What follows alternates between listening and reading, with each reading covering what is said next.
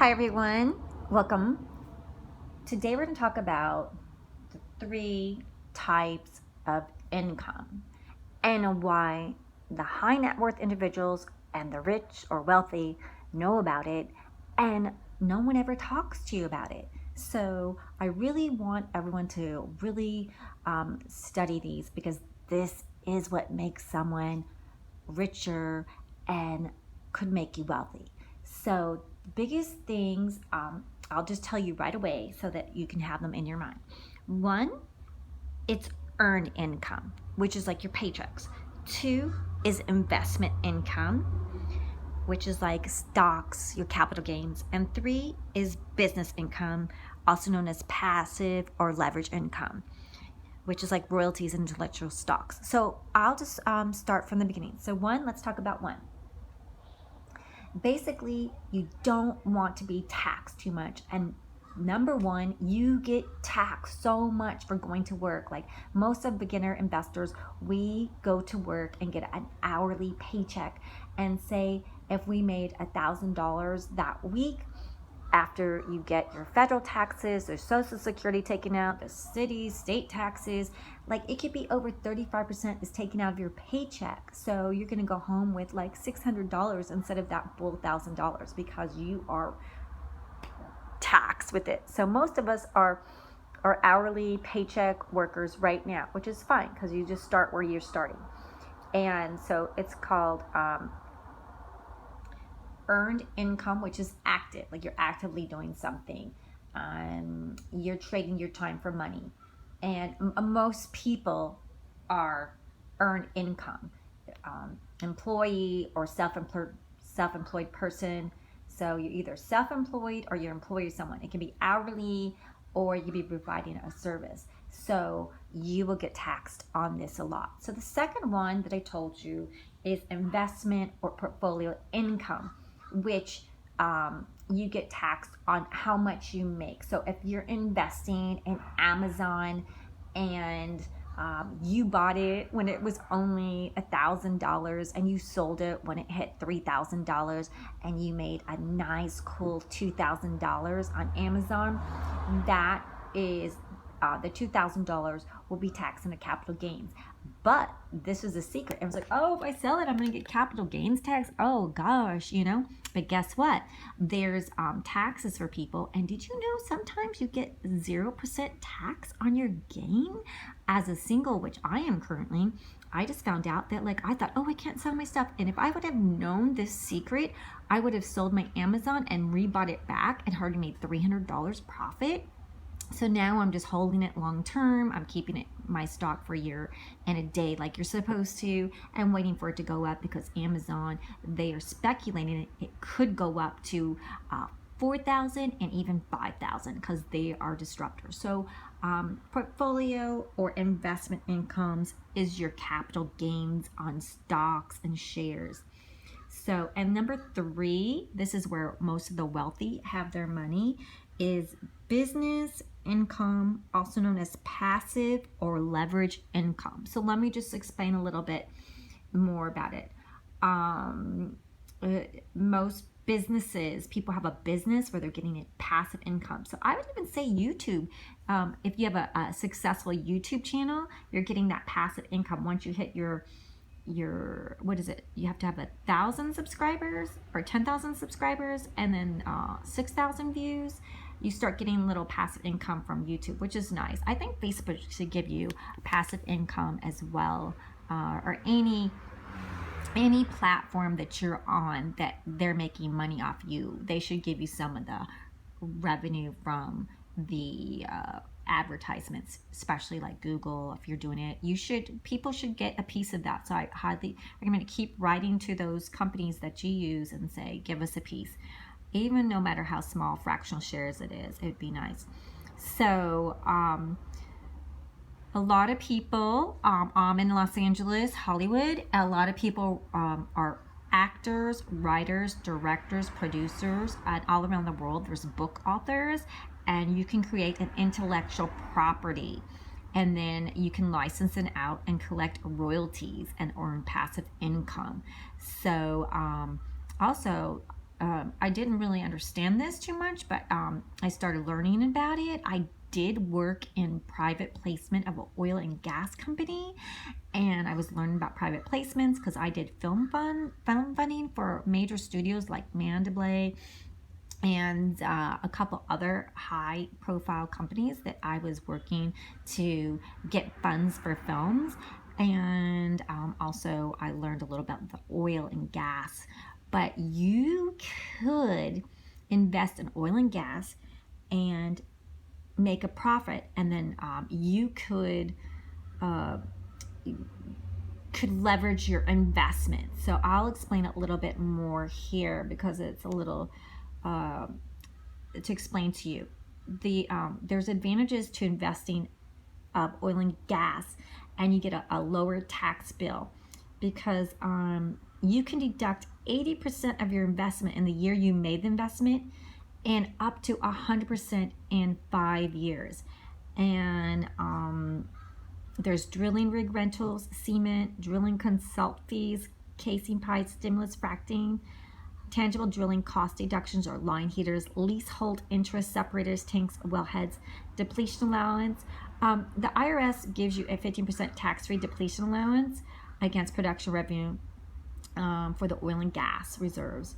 And you're like, well, why are oil and gas deductions allowed? Well, because we need energy, and it's a national priority, a high national priority. We need affordable energy. We need it for economic activity. If we don't have gas, electricity in our homes, people can't even, hear the news or the radio. You can't cook your food. You'll freeze in winter, and you'll bake in summer, and you need trucks to deliver food and necessities, water and food to grocery stores. And then if you don't have energy, and the grocery stores can shut down, and all the food will rot. So if an investor puts $100,000 into an oil and gas project, right? We wish we had $100,000, right? Well, we will. He would get an 80% deduction on all intangible drilling costs. So 1 year, the tax deduction could be $80,000. So if you're investing in oil and gas, that's why you see people investing in oil and gas, even though oil is taking a hit right now because the economy is closed. But I always feel that there will be a mix of oil, more towards gas, and then with the electric cars coming in, it'll probably be a third and a third until the federal and state laws about emissions from the fuels.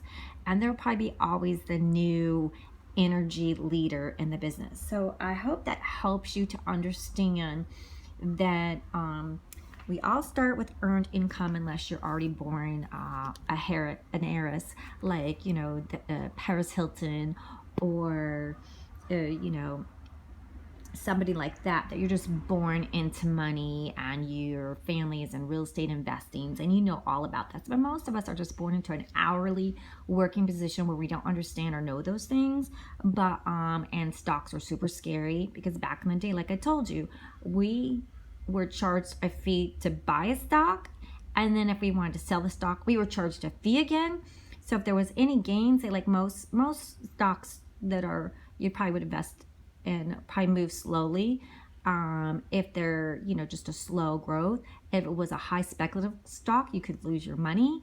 And then you'd have the fee to buy it, which you lost some money on, and the fee to sell it, and the fee that you lost it. So it was a little scary back then. And then today you do have a stop loss button because everything's run by computers. So that's nice. You can always put a stop loss, like, hey, if the stock ever dips down lower than this, you have a little robot and a button that says stop loss, so you can protect your assets. And traditionally stocks do have, traditionally they say a 10% growth, but I always like to put it lower so that I'm never disappointed.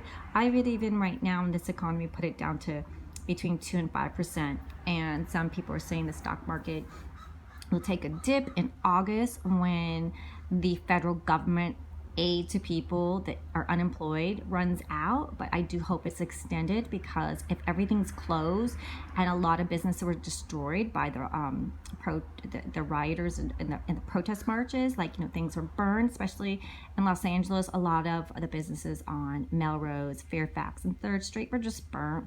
People are scared to open back up. They don't want their things destroyed. I did see Rodeo Drive coming back up. I have videos of Rodeo Drive. There was a line down out of Gucci and Christian Dior. They were just really popular last week. I filmed that, so if you want to see that in my YouTube video.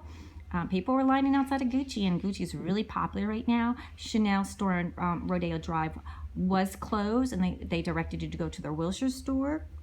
And you know, I tell everyone, if you invest in the stock market with the money that you're gonna buy your Chanel purse or your Gucci purse, you might be able to get your Chanel purse and have money left over, which I wish I would have known that before I ever bought my Chanel purses and Gucci purses, because I would have had my cake and eat it too, especially back then in the 80s, 90s, you know, I would have done really well. So I'm just encouraging everyone to, you know, go on Robinhood, get your free stock. There's my link below. You get two stocks, Webull.